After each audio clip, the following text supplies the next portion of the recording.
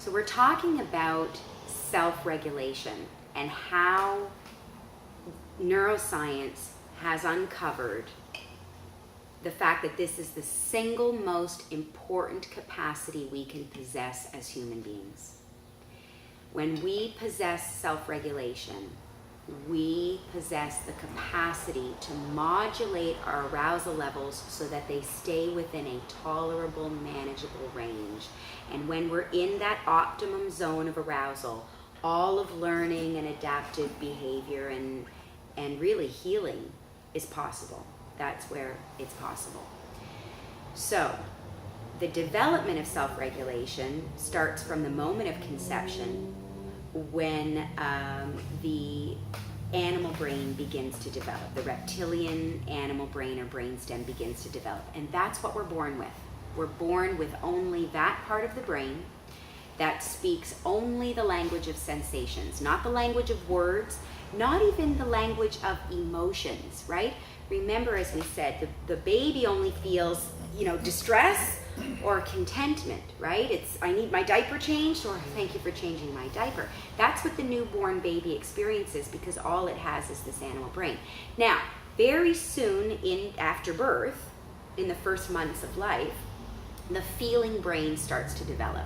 And by about 3 months, our babies start to feel a whole wide range of emotion. So it's no longer just distress and contentment, but anger, frustration, joy, disgust, every emotion you can think of begins to come on board in the first several months of life.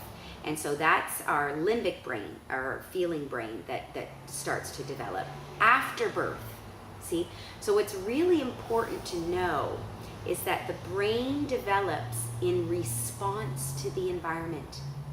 The brain develops in response to the interactions that it's having with the environment, with the people in the environment.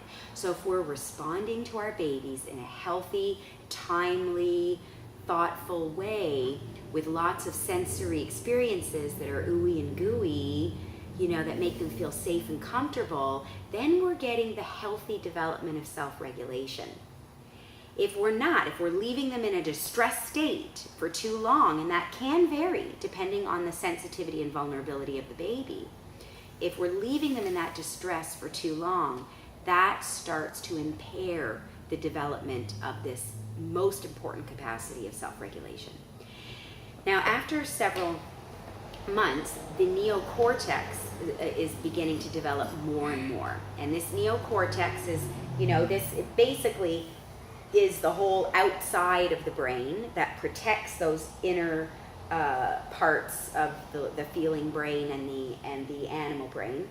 And this whole front part and all around the sides, the outside portion, is the neocortex. And again, this is what makes us fully human. This is what we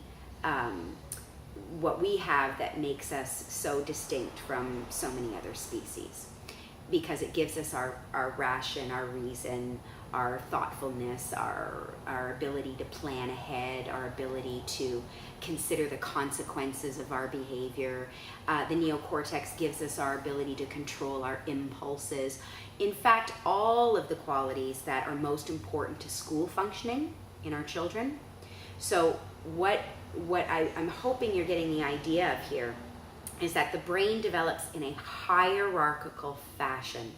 That means that the healthy development of the neocortex, what we want to be fully functioning and really working at ease for school, for our relationships, right? All of those very sophisticated capacities that I listed there that the neocortex mediates, that only comes on board in a really healthy way if the limbic brain developed in a healthy way, and the limbic brain or the feeling brain only develops in a healthy way if the animal brain from the moment of conception was developing in a healthy way. You see? So it's hierarchical.